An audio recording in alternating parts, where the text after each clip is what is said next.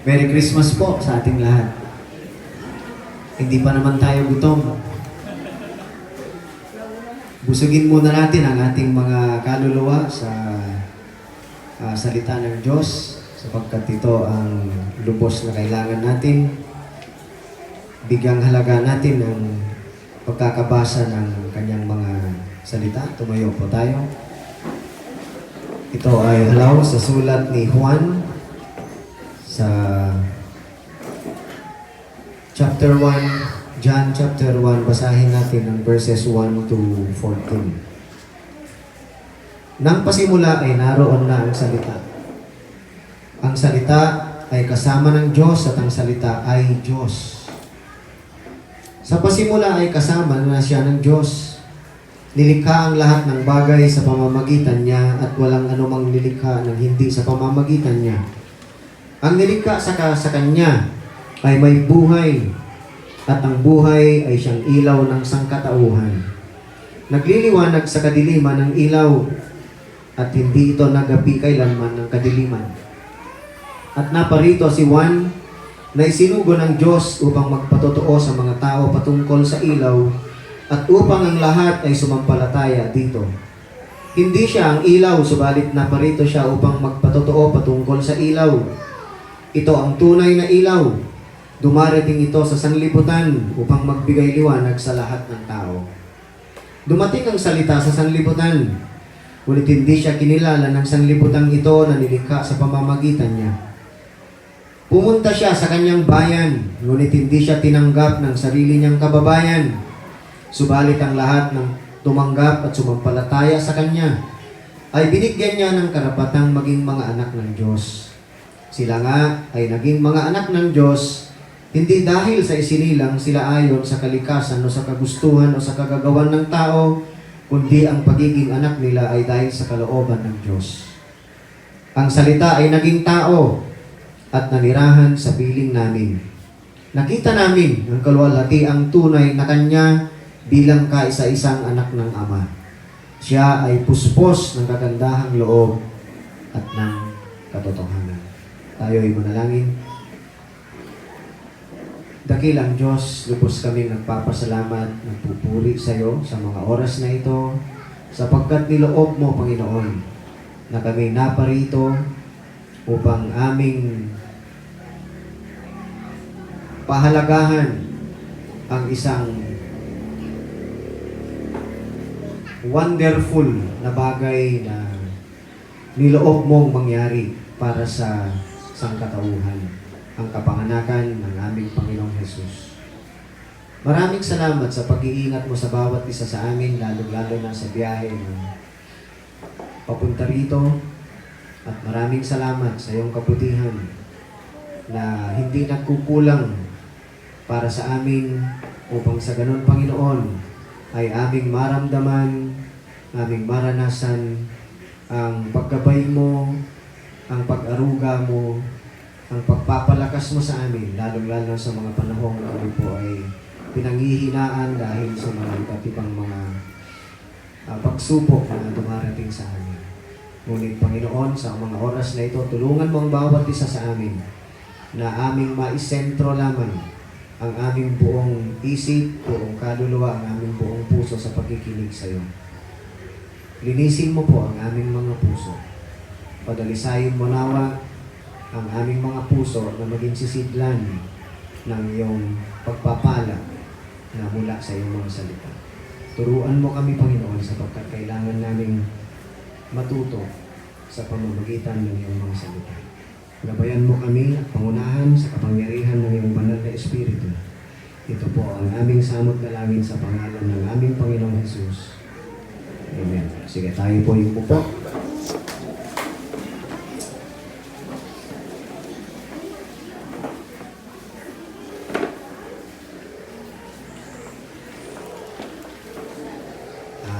Maraming salamat din pala sa management ng venue na ito sapagkat nag-effort sila na lagyan ng decoration itong lugar, itong maging kaaya-aya sa ating paningin.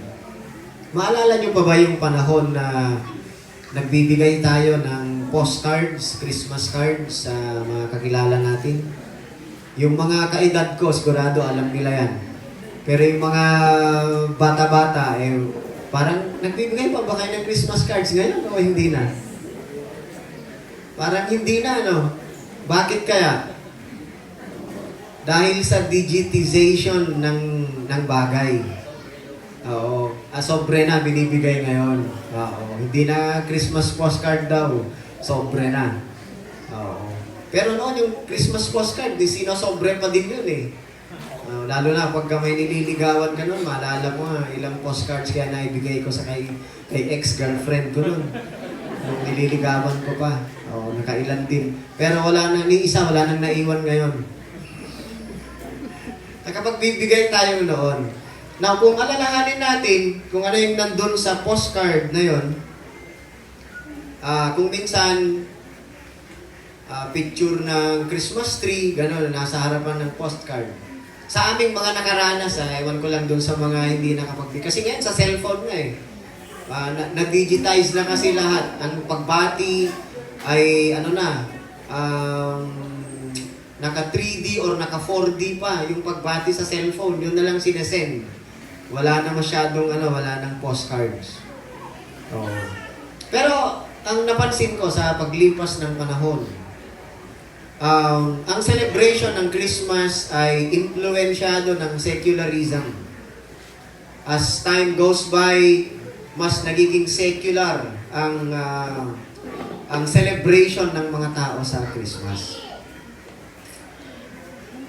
Kapag pupunta ka sa lugar, during Christmas season, na wala ka man lang makitang lights na ganyan, walang Christmas tree, o kaya kahit sa tahanan, ang usually na naririnig ko, yung magina to komentaryo na tolay, na kunwari, kita na nabanawang espiritu na Christmas taw eh. Narinig nyo na yung ganon? Parang wala man lang, wala kang madama na Christmas season pagka walang lights na yan, walang Christmas tree, o kaya kung walang regalo. Ang focus dapat, ng Christmas celebration, kasi ito ang gusto kong i-share na message sa ating lahat ngayon. Yung incarnation ni Christ, yung Diyos siya na naging tao. Christ's incarnation, the central message of Christmas. Yan ang sentro na mensahe ng Christmas para sa ating lahat. Could you imagine kung ano ang magiging Christmas story? Kung walang sabsaban, kung walang manger, kung wala si Joseph, kung wala si Mary, kung walang Bethlehem, kung walang mga pastol noon, shepherds, kung walang angels, kung walang star. Nakita ko nga yung star dyan, kasi yan ang nagpapaalala sa atin na yung star ang nag-guide sa mga wise men from the east nung bumisita sila kay Jesus. Yun nga lang, mali yung depiction ng iba na baby pa lang si Jesus nandun sa sabsaban, nandun na yung wise men na bumisita na nagbigay ng kanilang regalo. Yun po ay mali. Sapagkat sa Biblia, nakarating ang wise men doon na mismo sa tahanan ni na Jesus, hindi na po siya sanggol. Ngayon ang nasa Biblia. At hindi po tatlo yung bumisita na nagbigay ng regalo kay Jesus, sapagkat marami sila. So, paano kung wala yung mga yon? Anong magiging Christmas story? Ano kaya ang ilalagay sa postcard kung sakaling magbibigay pa ng postcard? Ano kaya ang drawing sa harapan ng postcard, di ba? Oh. Ang magiging Christmas story kung ganon ay itong account na sinulat ni John. Sa 4 na gospel books, ang pinaka-nakakaibang presentation sa incarnation ni Christ ay si John. Walang Mary, walang Joseph, walang binanggit. Walang angels, walang star, walang Bethlehem, walang wise men, walang stable, no manger. Ang emphasis niya ay makikita natin sa verse 14. Yung binasa natin, ang salita ay naging tao at nanirahan sa piling namin. Nakita namin ang kaluwalhati, ang tunay na Kanya bilang kaisa-isang anak ng Ama. Ang introduction ni John patungkol kay Jesus, the incarnation of Christ, ay kakaiba sa apat na books, no? Kay Matthew, kay Mark, kay Luke. Si John ang naiiba. Walang Bethlehem.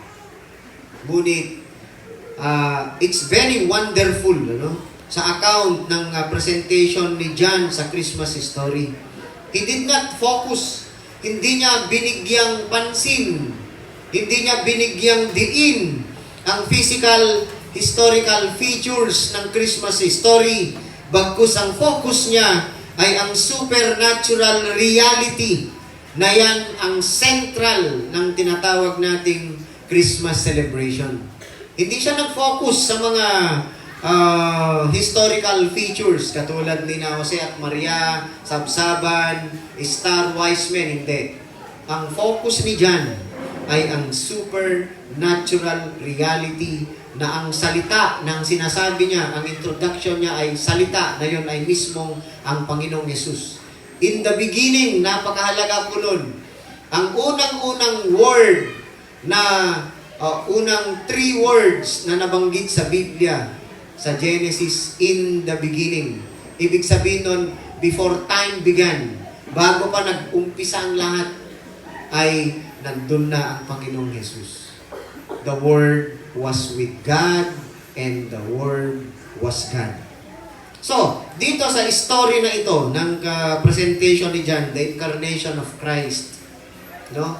It's unimaginable na itong eternal, infinite, beyond comprehension, all-knowing, all-powerful, all-present, everlasting, unchanging, eternal God ay naging katulad natin. No? Yung infinite being, pinili niya that one point in time ay pinili niya na naging finite na katulad natin. Ngunit kailanman, hindi natanggal, hindi nabawasan ang kanyang pagka-Diyos. He is still eternal God. Now, may lessons tayong matututunan dito. May 3 bagay na kailangan nating itanim sa ating mga puso upang sa ganun tuwing darating ang Christmas season, ito ang maalala natin. Unang lesson, the incarnation of Christ teaches us that God reveals Himself in Christ. Ipinakita ng Diyos kung sino siya. Ipinahiwatig niya, ipinakilala niyang lubos ang kanyang sarili sa pamamagitan ni Kristo. Yan ang sabi ni John sa verse 14 na binasa natin. Ang salita ay naging tao at nanirahan sa piling namin. Nakita namin ang kaluwalhati, ang tunay na Kanya bilang kaisa-isang anak ng Ama. Siya ay puspos ng kagandahang loob at ng katotohanan. Yan mismo ang nagpapakilala kung sino ang Diyos sa pamamagitan ni Kristo. We beheld His glory. Yun ang English translation niya. Nakita nila mismo ang kaluwalhatian ng Diyos sa pamamagitan ni Kristo. Niloob ng Diyos, Ama, no? Na makilala nating mabuti si Jesus. Makilala nating mabuti kung sino ang Ama sa pamamagitan ni Kristo. Walang ibang paraan na makikilala natin ang Diyos kundi sa katauhan ni Kristo. Walang ibang paraan. Kaya napakahalaga, mga kapatid, kaya nga sabi ko, ang incarnation ni Christ, yan ang central message ng Christmas, sapagkat nakikilala natin ang Diyos kung sino siya sa pamamagitan ni Kristo. Ang pagiging tao ni Kristo, no? The incarnation, yan ang event na kung saan ang Diyos ay naging fully man. Naging totoong tao, kakatulad natin. Naramdaman niya ang naramdaman natin. Nagutom si Kristo. Napangal gapaya iya. Natakita niya iya. Natageno na nukon na si Bani na mabigarang.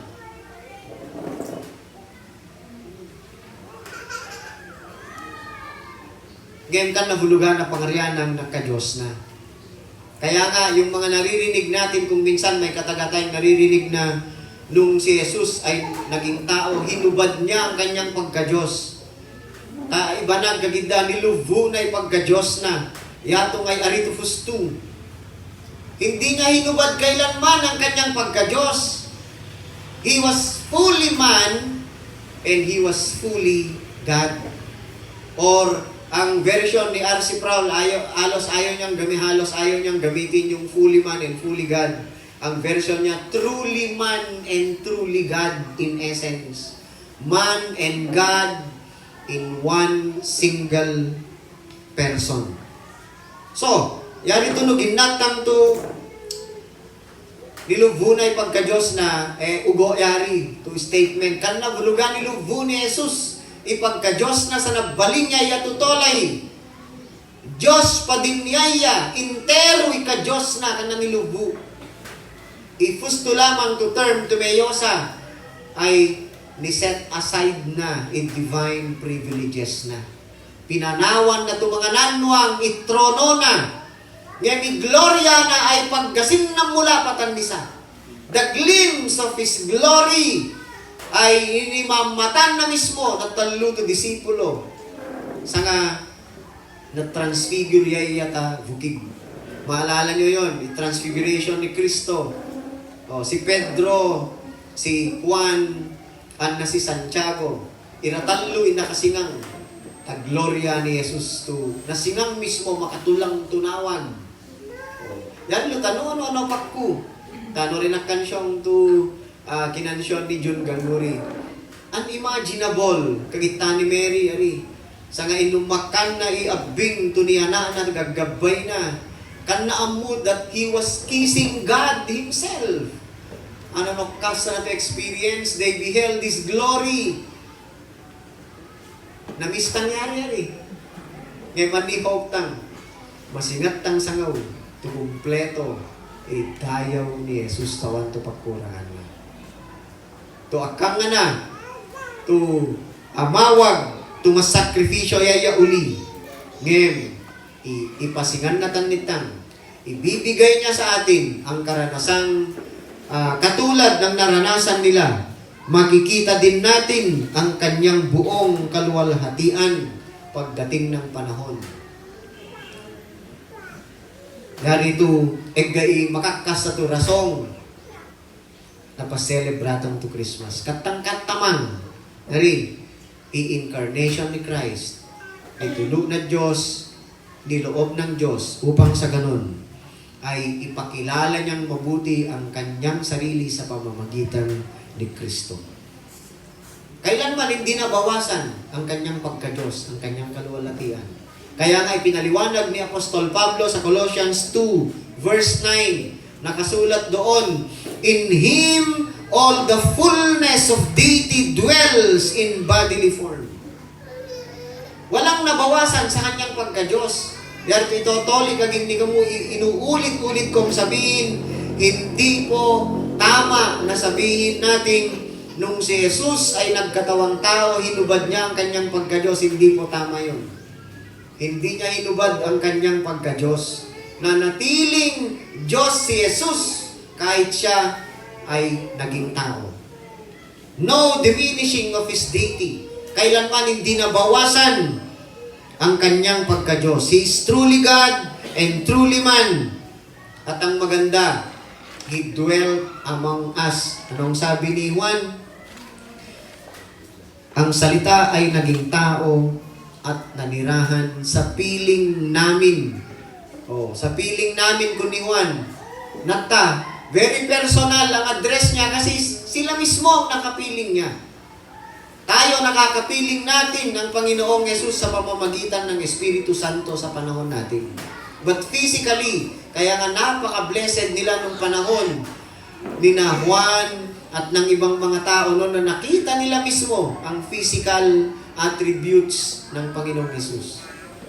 Ang hope lang natin ay one day, panahon, time na niset ng Diyos, makikita din natin ang ating Panginoong Yesus. Kung nakita nila Juan noon, makikita din natin siya with the fullness of His glory. So, ano ang emphasis ng sulat ni Juan? Ang gusto ni Juan para sa atin ay maintindihan natin kung ano ang sentro ng tinatawag na Christmas. God becomes man, fully man. At siya ay nakipanirahan sa mga taong katulad natin upang sa ganon ay ipakilala niyang mabuti kung sino ang Diyos. Wala nang mas higit pa na paraan ng pakikipag-usap ng Diyos sa mga tao kaysa sa pamamagitan ni Jesus. Sa Old Testament, ang Diyos ay nangungusap sa mga tao sa pamamagitan ng mga propeta. Ngunit, nung ipinanganak ang Panginoong Yesus, na siya ay nangusap sa mga tao mismo sa pamamagitan ng katauhan ni Kristo. There is no other clearer representation of God ever kaysa sa pagiging tao ni Kristo. So ano ang implication nito sa atin? Kung ipinanganak si Kristo noon, more than 2,000 years ago, anong implication niya para sa atin? Gustong ipakita ng Diyos sa atin that He is not a distant ruler. Hindi siya ang tinatawag ng iba kasi may mga nag-a-address sa Diyos, no? Na tinatawag siyang Grand Universal Machine Operator daw. No, He's not. He is relational. Gusto niyang ipakita that He is close to us. Na pwede natin siyang lapitan anytime. Meaning, we could approach Him and call Him our Father. Sa Old Testament, research ko, actually, nung inaaral ko ito, nung dinidevelop ko itong mensahe na ito, iilang verses lamang sa Old Testament na ang Diyos ay natawag na Father. Kung babasahin yung Biblia, sa Psalm 68 verse 5, Psalm 89 verse 26, Isaiah 9:6, tinawag si Jesus bilang everlasting Father, no? Sa 63 verse 16 ng Isaiah, 64 verse 8, Jeremiah 3:4, 3:19, 31:9, Malakay 1:6 and Malakay 2:10. Yun lang ang mga verses kung saan mababasa mo that God is called Father.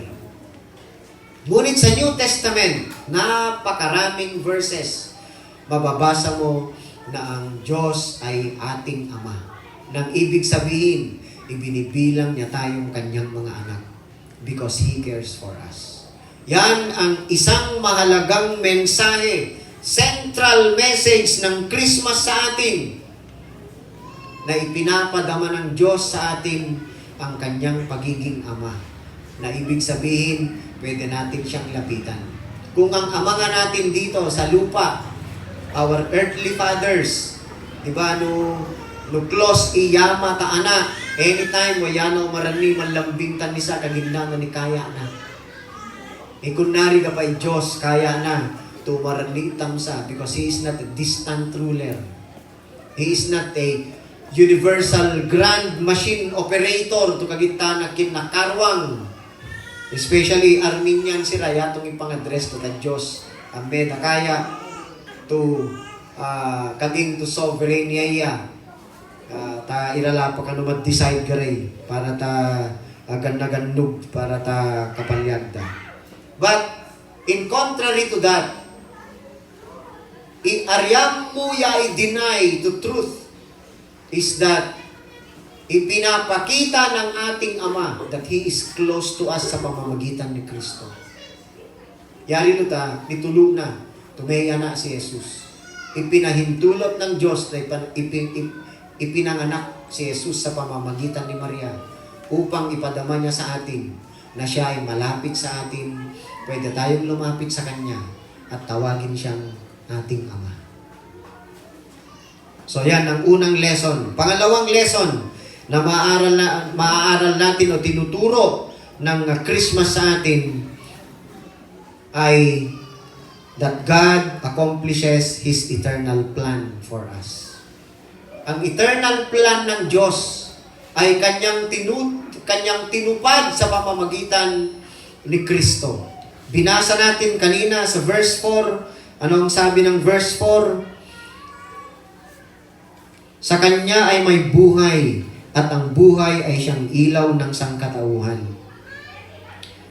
Sa verse 5, nagliliwanag sa kadiliman ng ilaw, at hindi ito nagapi kailanman ng kadiliman. Sa verse 9, ito ang tunay na ilaw. Dumarating ito sa sanlibutan upang magbigay liwanag sa lahat ng tao. Sa verse 12, subalit ang lahat ng tumanggap at sumampalataya sa Kanya ay binigyan niya ng karapatang maging mga anak ng Diyos. At verse 13, sila nga ay naging mga anak ng Diyos, hindi dahil sa isinilang sila ayon sa kalikasan o sa kagustuhan o sa kagagawan ng tao, kundi ang pagiging anak nila ay dahil sa kalooban ng Diyos. Ano ang eternal plan ng Diyos na naisakatuparan sa kapanganakan ni Kristo? Ang eternal plan niya na tayo ay magiging Kanyang mga anak. Hindi tayo kailanman magiging mga anak ng Diyos apart sa pananampalataya natin kay Kristo. Hindi mangyayari yan. Kaya nga ang sabi, lahat ng tumanggap at sumampalataya kay Kristo, binibigyan niya ng karapatang maging mga anak niya. That is His eternal plan. Ngunit, hindi sa pamamagitan ng kakayahan ng tao na tayo'y magiging Kanyang mga anak. We do not make the decision. Kung tayo man ay sumampalataya kay Jesus, kung tinanggap natin na siya nga ang Kristo, dahil hanggang ngayon napakaraming Hudyo ang hindi pa rin tinatanggap na si Jesus ang Kristo hanggang ngayon.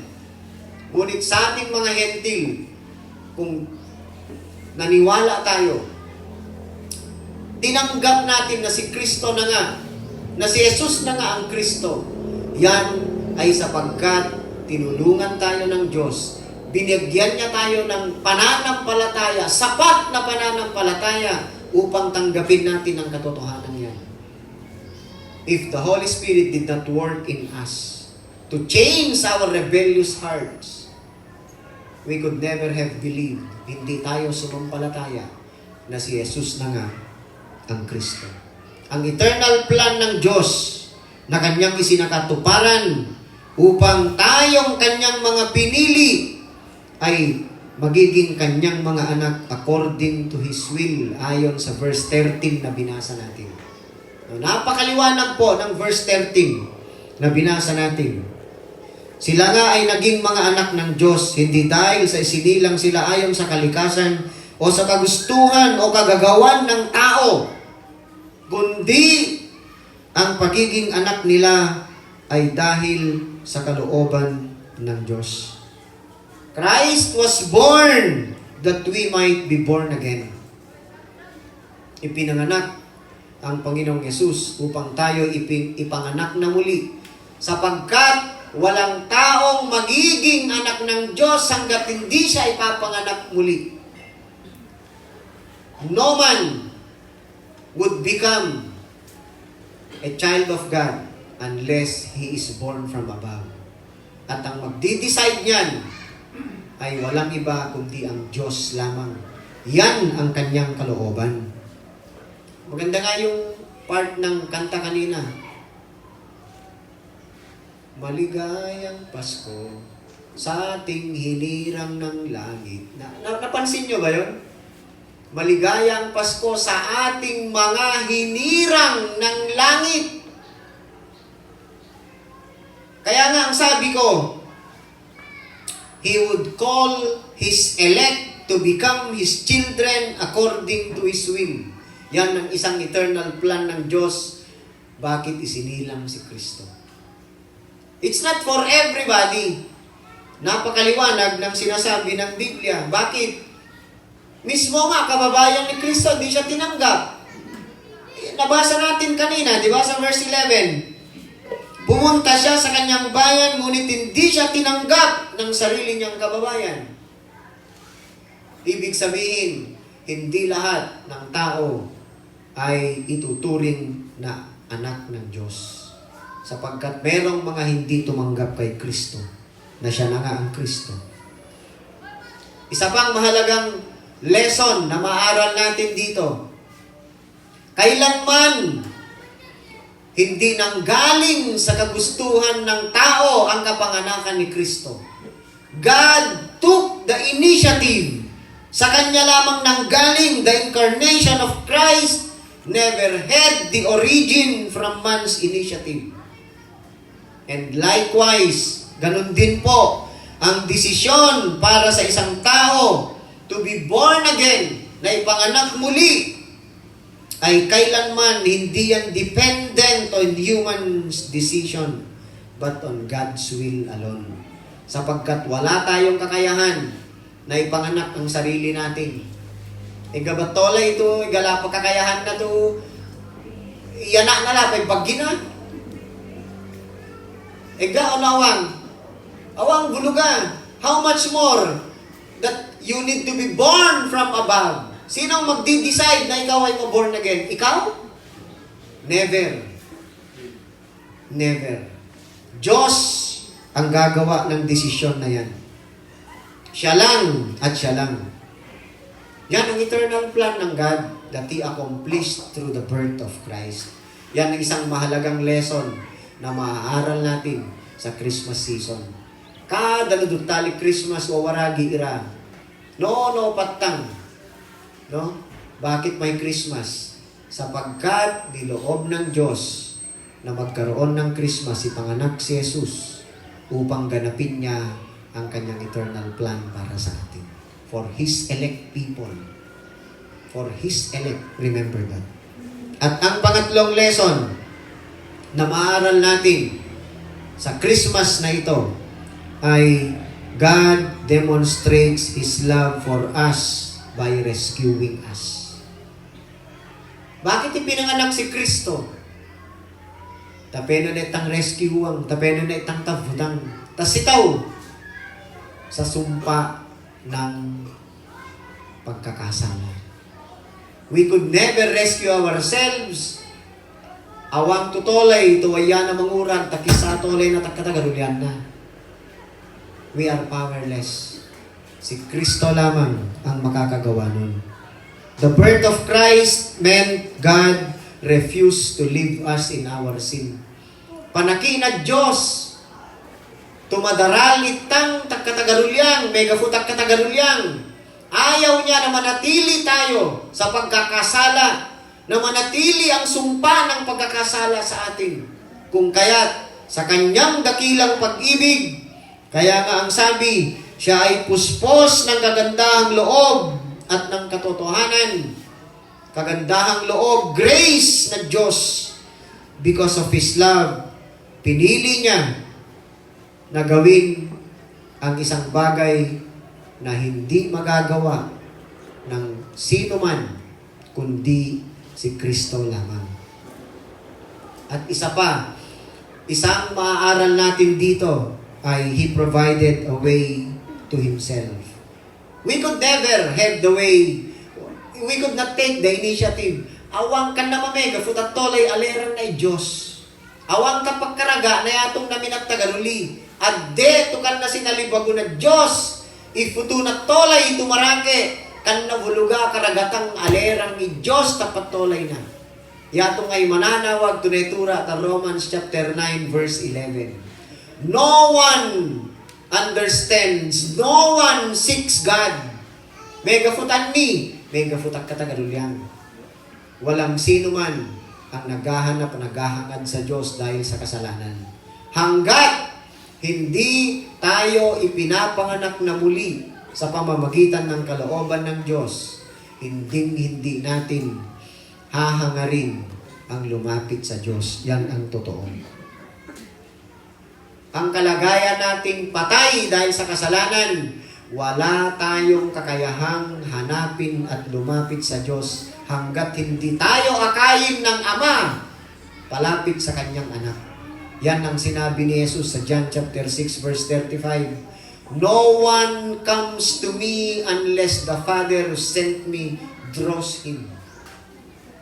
Walang taong lalapit ng kusa kay Jesus at tanggapin siya ay pahayag ang kanyang pananampalataya na siya nga ang tagapagligtas, na siya ang Kristo, kung hindi ang Ama ang mag-aakay sa iyo sa kanyang anak.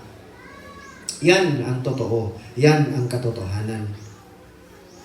He provided a way upang tayo'y makalapit sa Kanya. Ibinigay niya si Jesus. Kaya nga ang sabi ng Acts chapter 4 verse 12, walang ibang pangalang ibinigay mula sa langit kung saan natin matatagpuan ang kaligtasan, kundi ang pangalang Jesus lamang. Yan. Yatong dapat irason tang mas-celebrate at Christmas. Mas kinawang to lights. Mas kinawang to star. Mas kinawang to sabsaban. Kahit walang pastol. Preba mo alsang i-Christ na Christmas, mo ni kakebalingan na. Wala, di ba? Yan ang totoo. Kaya nga sabi ko, ang incarnation ni Christ, that is the central message of Christmas.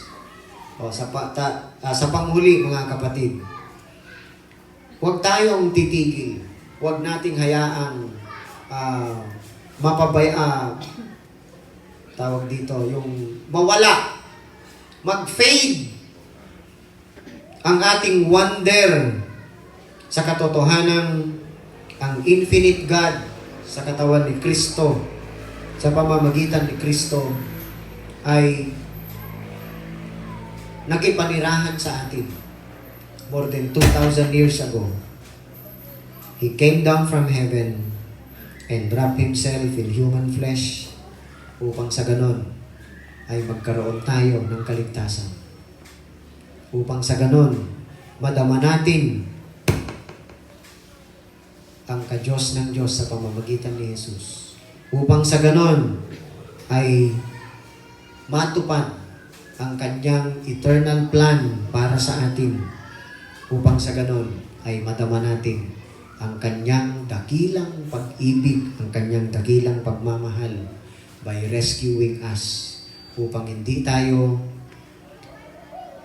mapunta sa impyerno.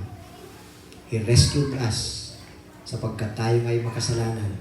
Alam ng Diyos yun, kung kaya niloob niya na ibigay ang kanyang bugtong na anak. Erto ikay irasot tang masaya, celebrate Christmas, may kafuka ni Kristo. Amen. Magayaya itang ngaming sangawi. Amen. Mas kinawang tumakang. Magaparte na yari. Kasi ang muna Diyos tumawag tanya. So, mga kapatid, every Christmas season, darating ang Christmas season, hindi lang ngayong 2024, the next Christmas season sa 2025, huwag nating kakalimutan. Ang central message ng Christmas is the incarnation of Christ. Upang sa ganon, ay huwag tayong maimpluwensyahan ng secular way, secular manner ng pag-celebrate ng Christmas. Ibinigay na sa atin ang pinakamahalagang regalo. Nakamtan na natin yon sa pamamagitan ni Kristo. Imawag to karagatatang lamang. Akam tiggan na ganub ira. Tuyawa ni Kristo lamang. Ikruga karagatatang ay si Kristo mismo. Amen. God bless you all. Magdasalita. Panginoon, lubos kaming nagpapasalamat, Panginoon, sa iyo sa pagtuturo mo sa amin sa napakalagang katotohanan patungkol tungkol sa kapanganakan ng aming Panginoong Hesus. Nakamtan namin ang pinakamahalagang kaloob mo, ang buhay na walang hanggan dahil kay Kristo. Binigyan mo kami ng sapat na pananampalataya, saving faith, upang sa ganon ay sumampalataya kami that even our repentance ay galing sa iyo. You have granted repentance unto us upang makita namin ang kagandahang loob mo sa pamamagitan ni Jesus. Hindi mo kami hinayaang alipinin ng pagkakasala, but you came down in the person of Christ to rescue us, Lord. Nawa, Panginoon, ang celebration namin ito, ang lahat ng aming gagawin pagkatapos nito, Panginoon, ay tunay na makakapagbigay ng karangalan sa iyo, sapagkat ito ang aming hinahangad. As we celebrate the birth of Christ, hangad namin that we could glorify you sa lahat ng aming gagawin. Pagpalain mo nawa ang bawat isa sa amin. Ito po ang aming samot dalangin sa pangalan ng aming Panginoong Hesus. Amen.